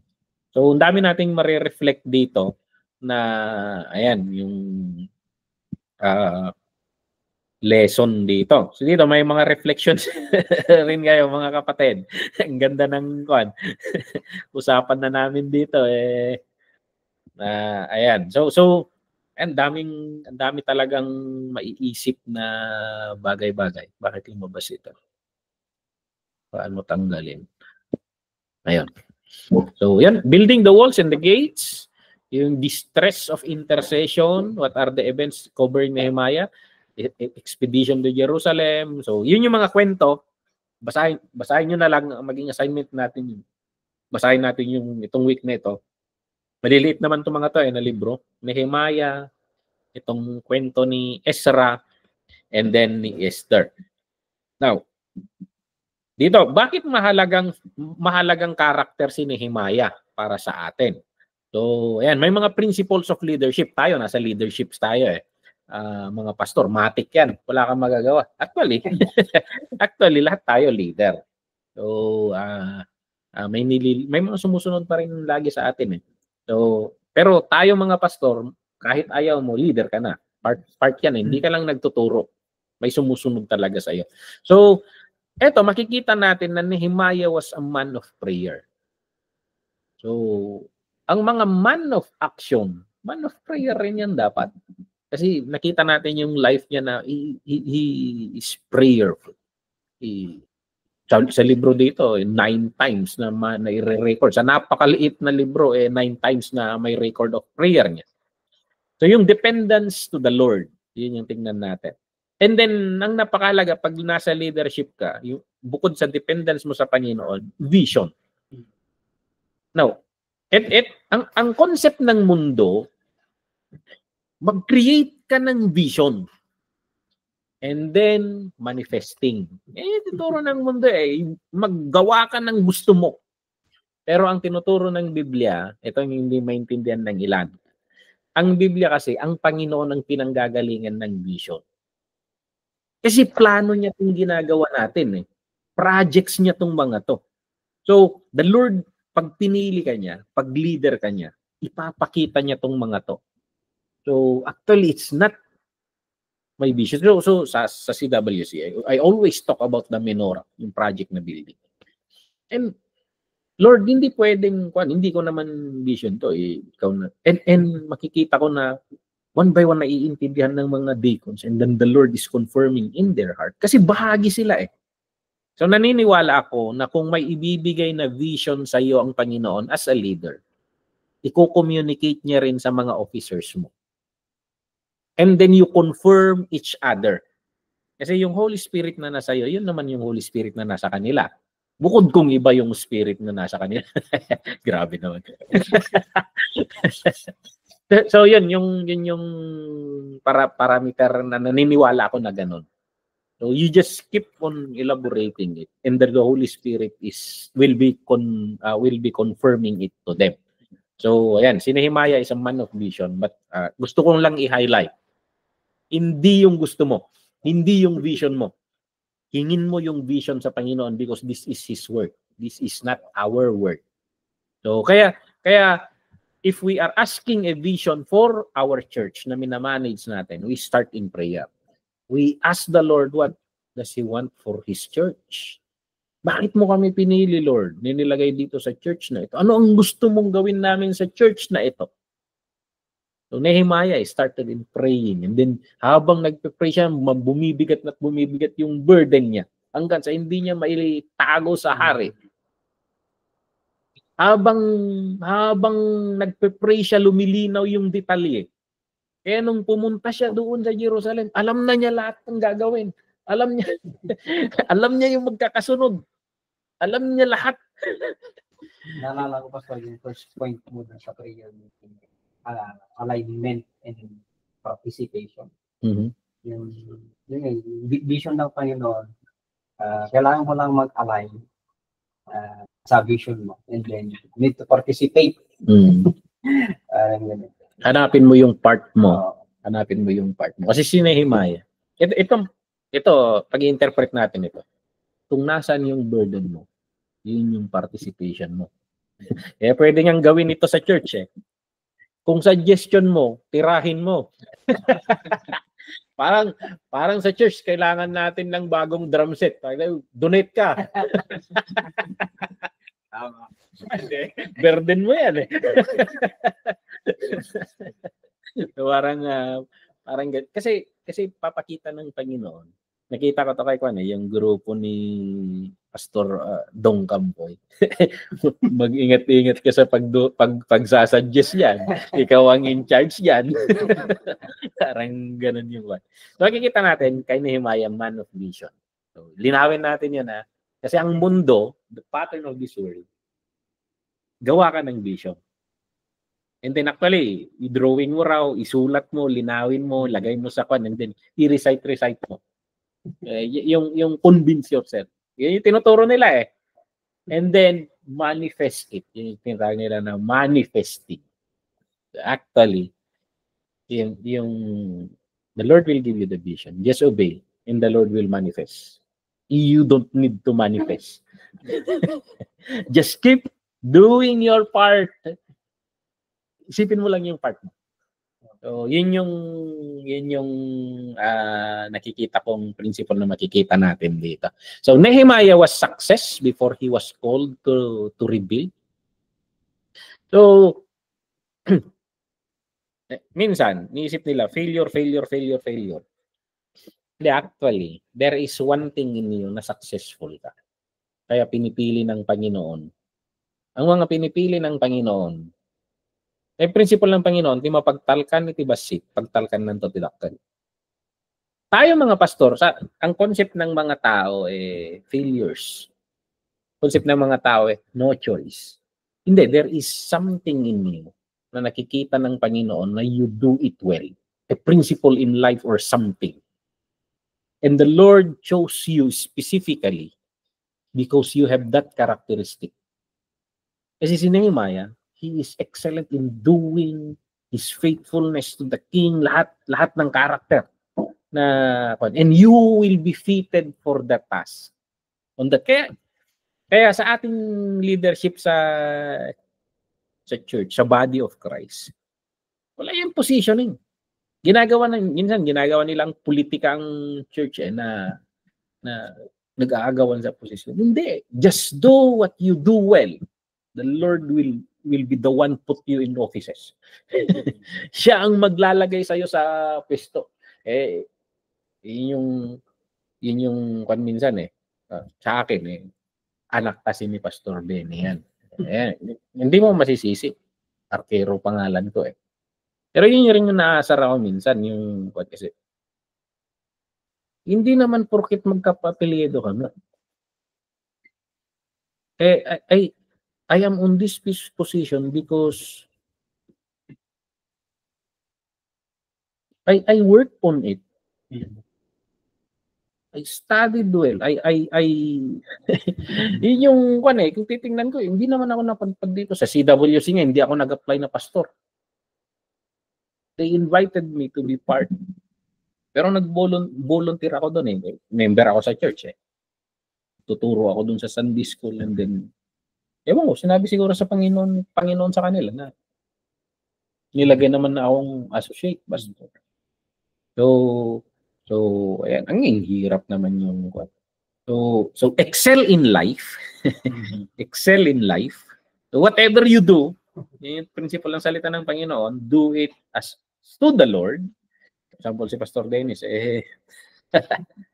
you excel in taking care of ducks. na naging gala ngayong talit tiya po kanyang tiyan lang nga pataw. Adda ipag-excelan tayo. Kaya napakalaga sa atin na ituro na natin sa church na excel in everything you do. Because we have one audience. So, di mo lang alam kung saan ka dadalhin ng Panginoon. So, si Nehemiah, uminom ka lang. Taga-inom ka, timtimam lang mo dati pag may lason yan, nanguripaspas ka, may lason. But actually, hindi lang yun. I think the friendship with the king, parang hindi lang cupbearer to eh. Parang naging advisor to the king. Bakit? Yung king gusto niyang pabalikin na, sige, bilisan mo yan. Kunin mo lahat ng resources na kailangan mo. Kailangan mo makabalik agad dito.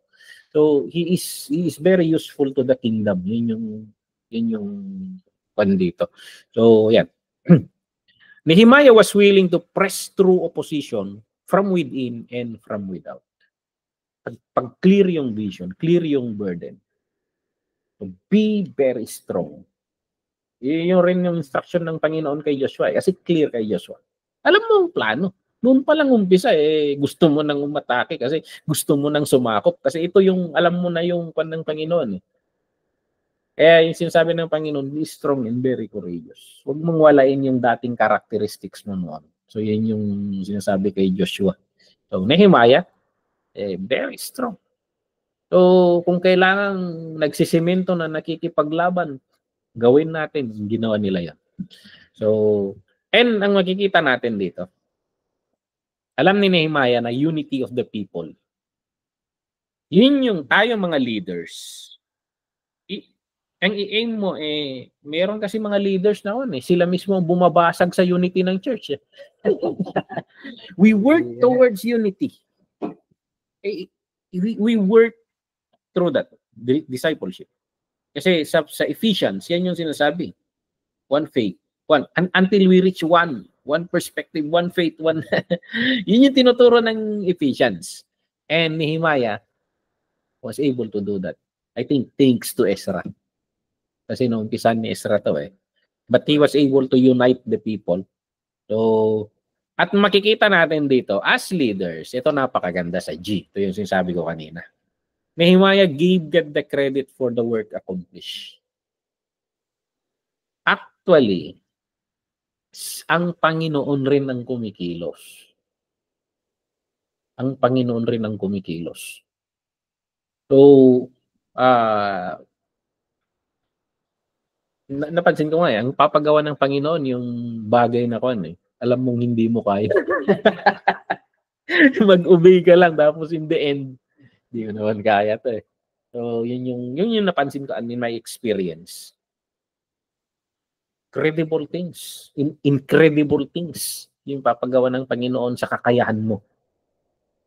So, tingin ng outside na tao ang tindi nito. Pero alam mo sa sarili mo na hindi mo kaya yun. It is God to accomplish it. And yun yung maganda kay Nehemiah because credited. Always credit it to the Lord because we can do all things, but it is through Christ who strengthens us. So, ayan. Yun yung magandang characteristic niya. Okay? How is the providence of God seen in the book of Esther? Pasok tayo sa Esther. Itong Esther kasi, ito yung libro ng Biblia na hindi binanggit ang Diyos. Walang nabanggit na pero ang ganda ng reflections dito. So, never na nabanggit ang Diyos sa libro ng Esther. So, pero ang libro, ang tinutukoy ng libro tungkol sa kabutihan ng Panginoon, yung grace of God sa at pagmamatyag niya sa mga tao niya. So, parang sabihin na natin, oxymoron ba yung term dito? Hindi niya binabanggit ang Diyos, pero pag binabasa mo, nakikita mo ang Diyos sa kwento. Kitang-kita mo kung paano kumikilos ang Diyos doon, pero hindi binabanggit nung nagsusulat. So, parang, it does not mention, pero makikita mo ang Panginoon in the story. So, parang yun yung pan. So ang dami natin mabubuong sermon dito. The silence about God, sabi dito, is quite deliberate. Not to make the point that He is inactive in human situation, but to the contrary, He is hidden behind events. And this is the implication. So napakadaming coincidence kasi sa libro na nagkataon lang ba yon? So nabasa niyo yung libro na Juan, The Alchemist? Nagkataon lang ba yung mga yon? So I encourage you, basahin niyo yung Alchemist by Paulo Coelho. Coelho.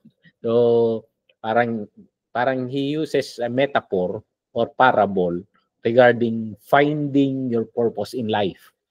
So yan yung kanya na sa buhay kasi natin, this is totoo. I think in our context and in the context of, kasi hindi natin nakakausap ang Panginoon kagaya ng pagkausap niya kay Moses. Swerte nila pagkausap niya kay Samuel.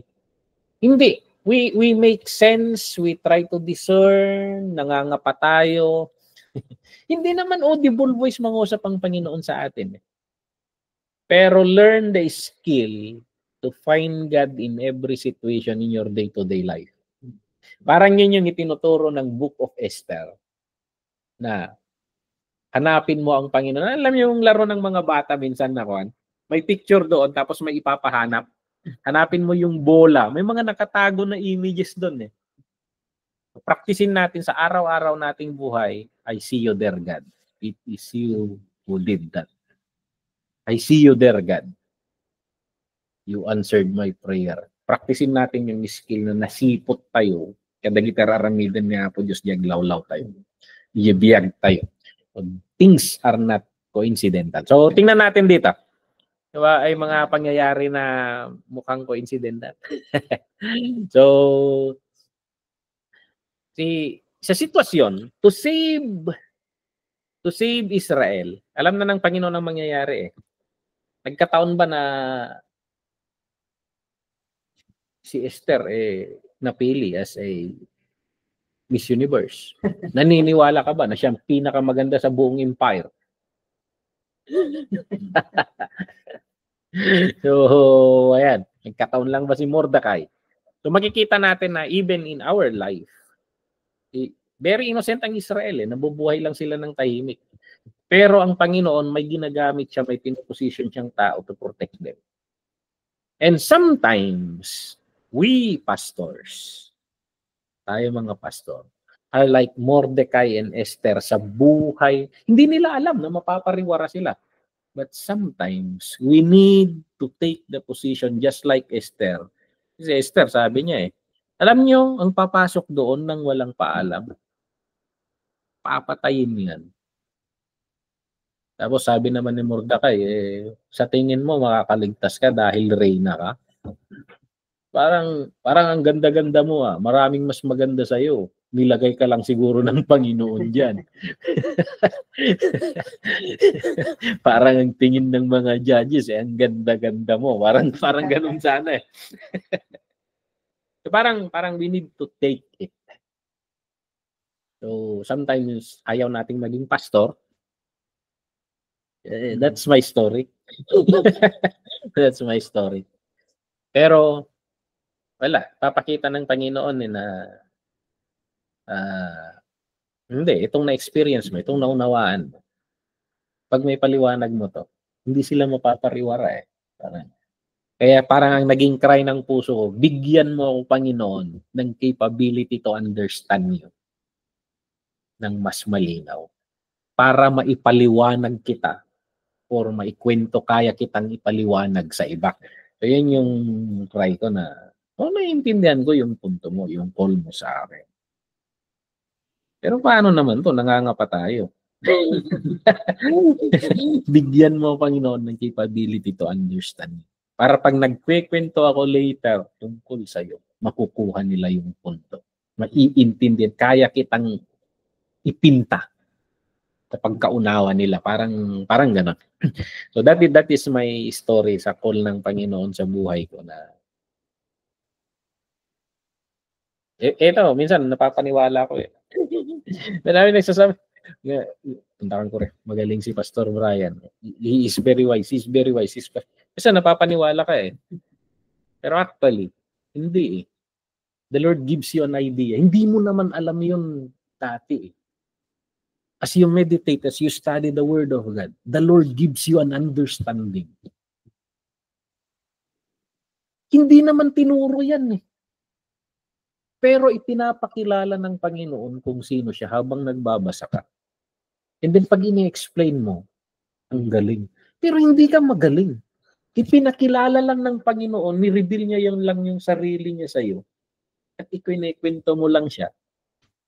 Kung hindi nakukuha sa aral yan, ang daming nag-aaral yan. So sabi ko nga eh, kaya kung nakikinig ka sa Holy Spirit, magmumukha kang matalino kahit engot ka. Ikwento mo lang yung revelation ng Panginoon. So, di ba kahit si Jeremiah, bata pa ako eh.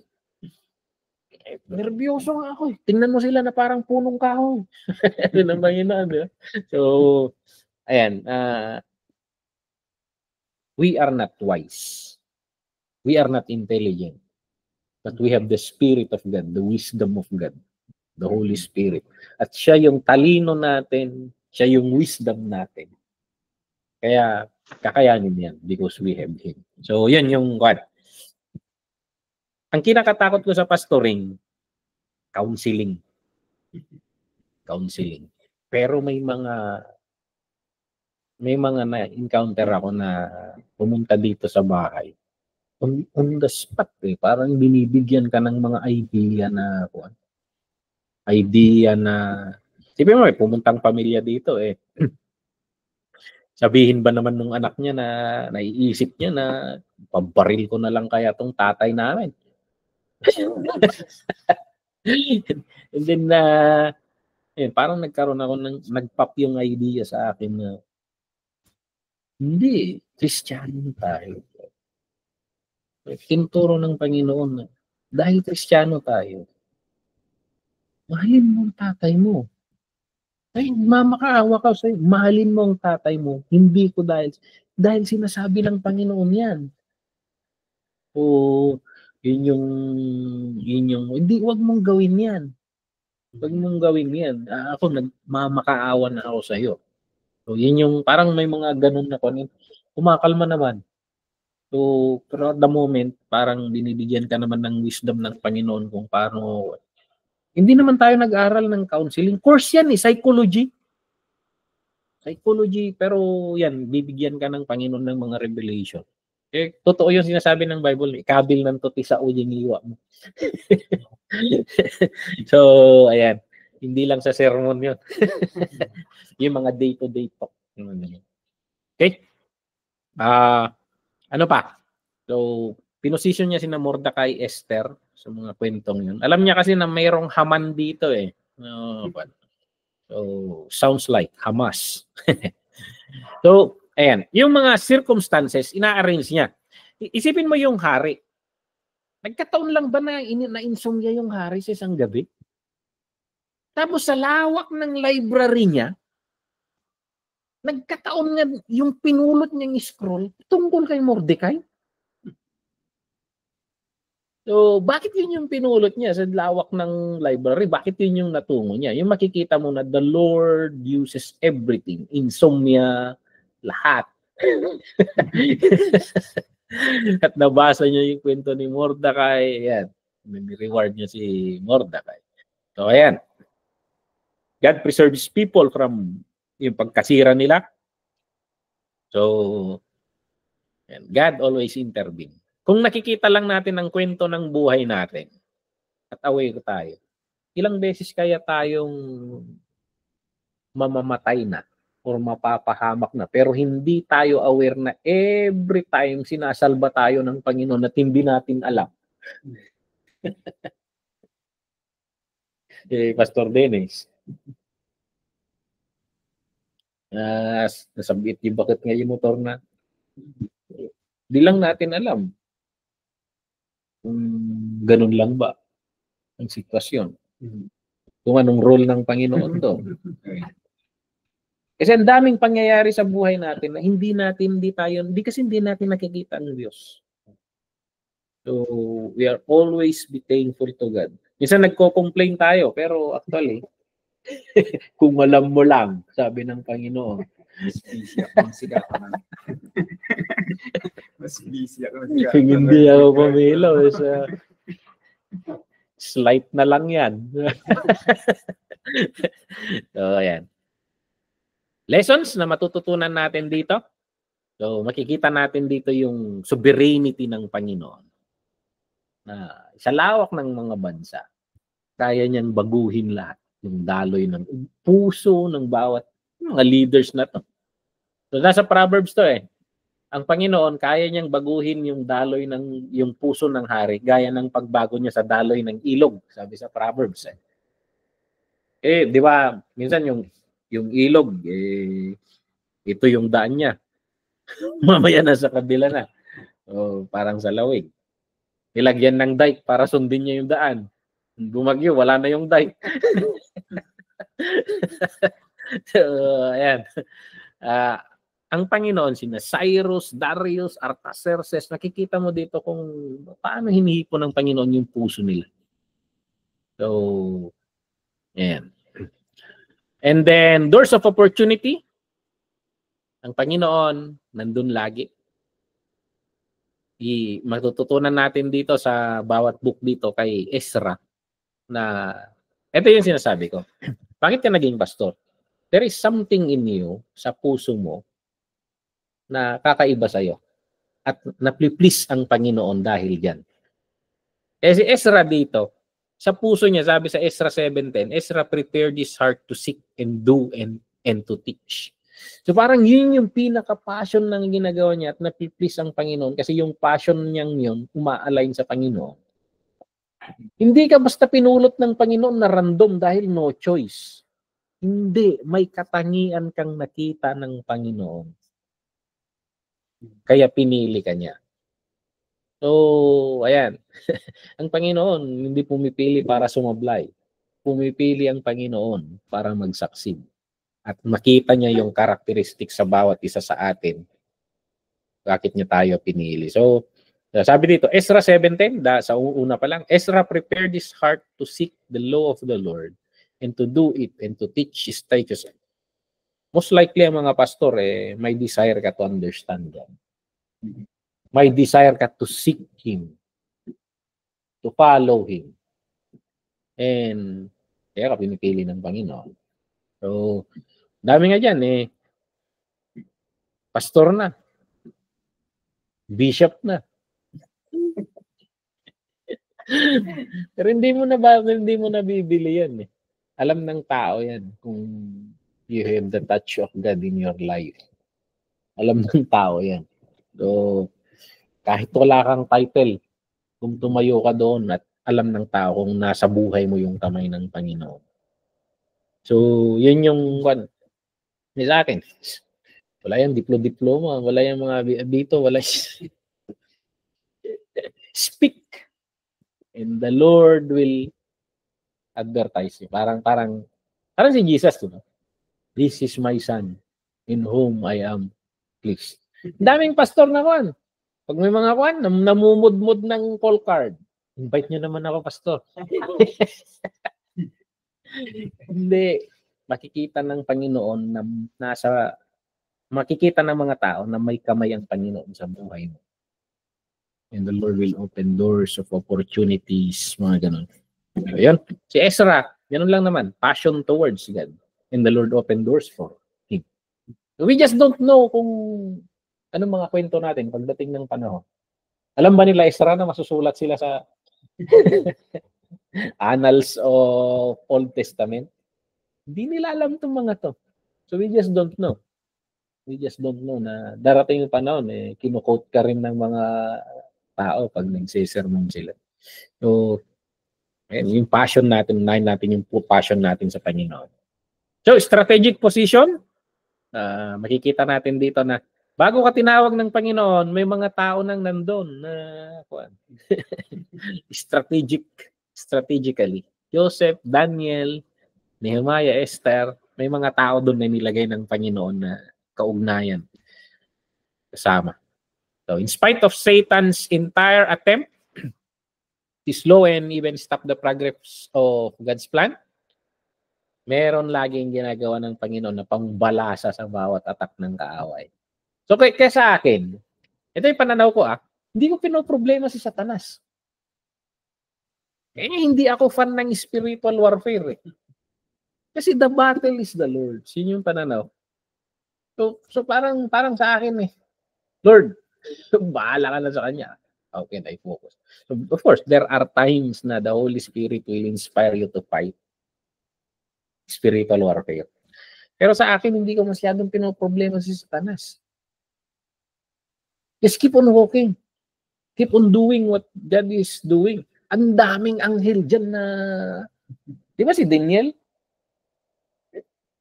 Nakadispatch naman yung mga angel na lumalaban kay Lucifer Si Daniel. Bakit wala pa yung sagot?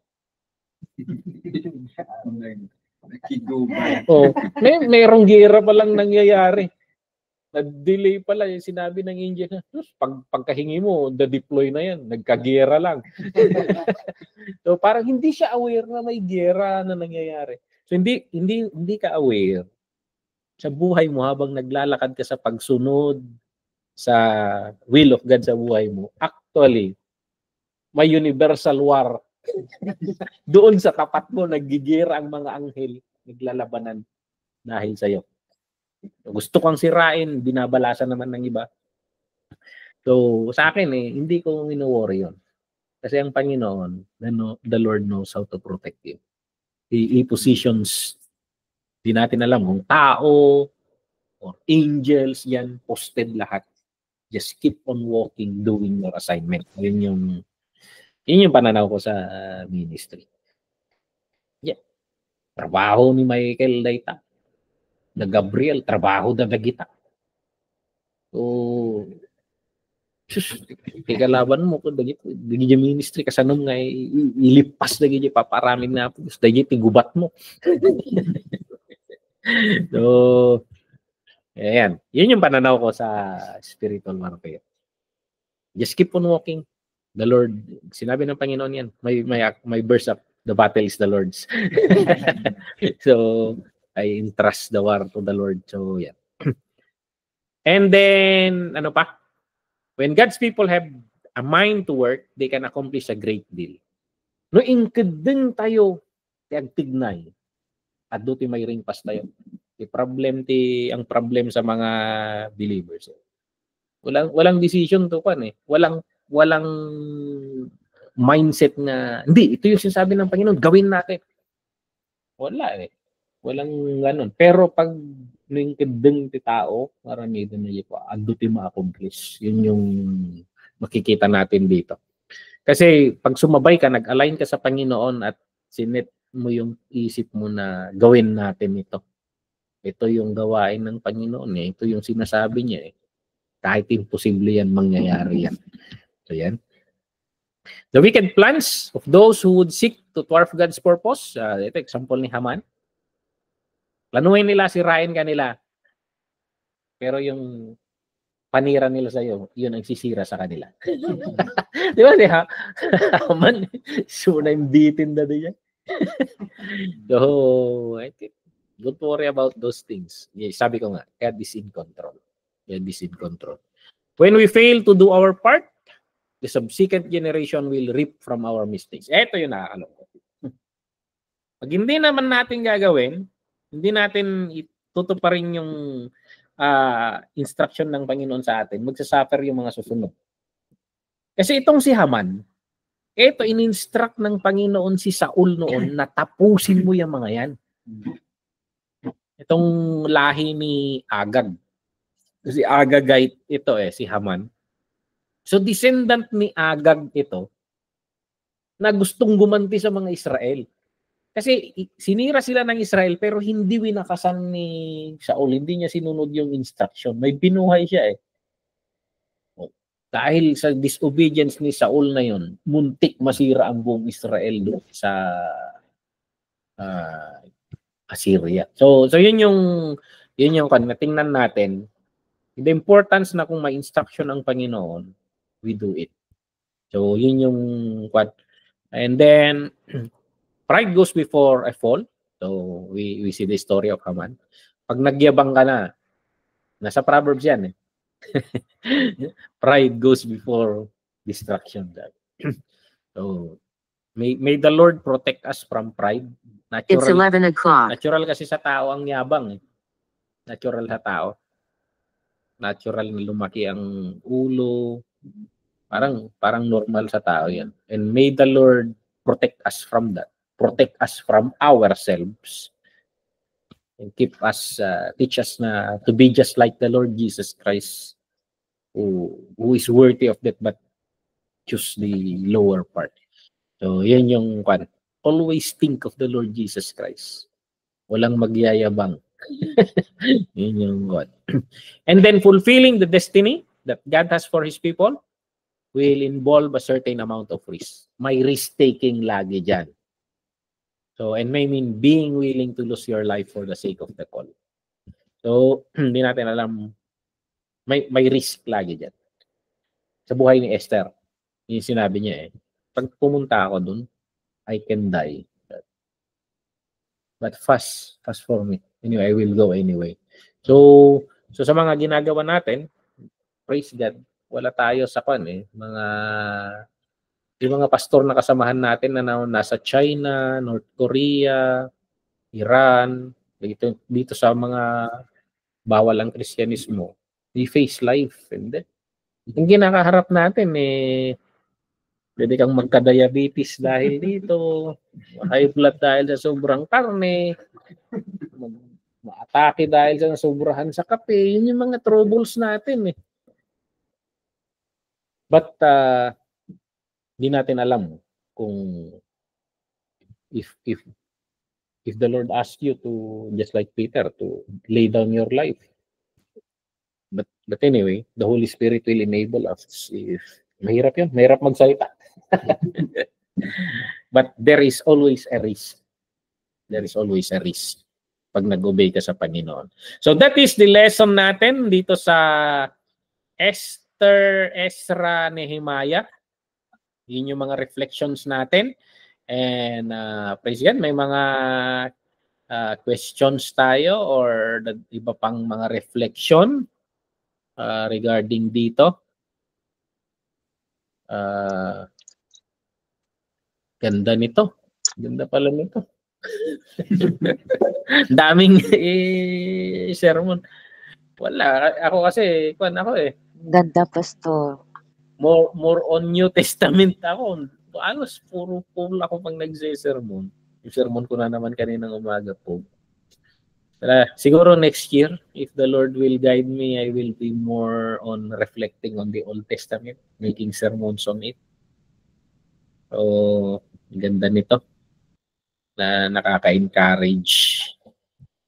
So, I salute yung mga pastoras natin dyan sa Hong Kong na in spite na nasa trabaho still choose to follow the leading of the Lord, to exert extra effort para kayong Nehemiah na nasa King's Court na may extra pa. So our prayer goes for you. May the Lord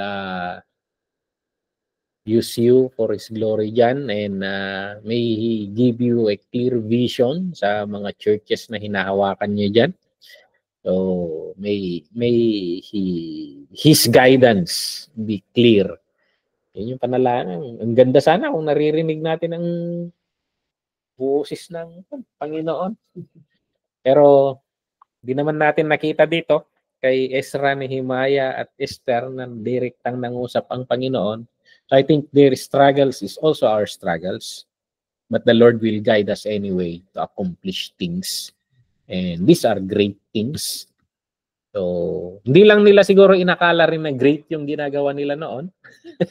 Pero one day, pinag-uusapan natin sila. So, ayan, in the ministry of the Lord, you are heroes. You work whole day, and then you set apart pa rin ang day na to serve the Lord in His ministry. And hindi lang pagpapastor sa inyo eh. Sumasabay rin ang bulsa because hindi madali ang ministry diyan. Yung grabe ang church ninyo, mahal. Kung naiintindihan lang ng mga churches dito sa Pilipinas, bawat buwan nakakapagpatayo kayo ng isang church. Renta lang diyan. But great is your faith na binibigay ng Panginoon sa inyo.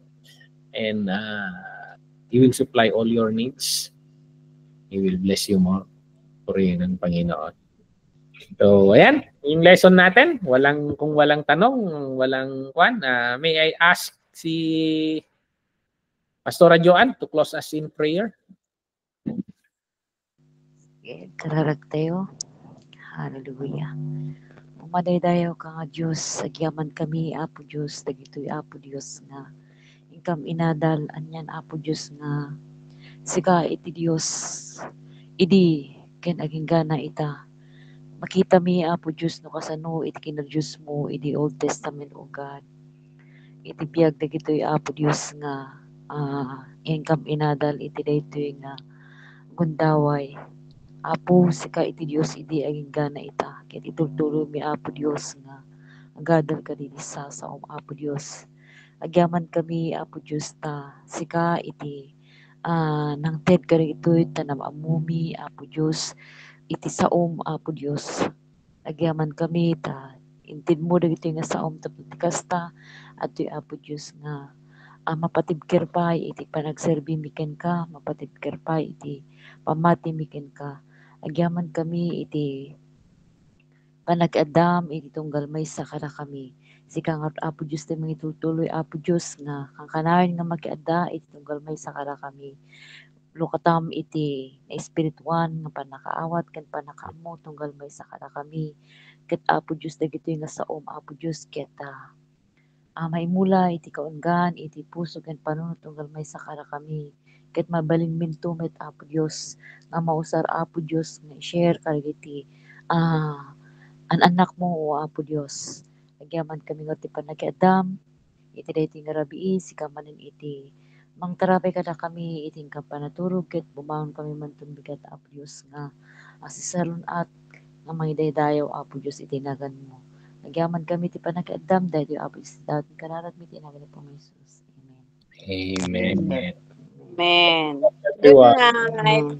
Good night. Thank you, Pastor. Nagmayat kita. Thank you. Nagmayat. Amen. Amen. Yan. Yes. Yeah. God bless. God bless. Good night. It's Wednesday.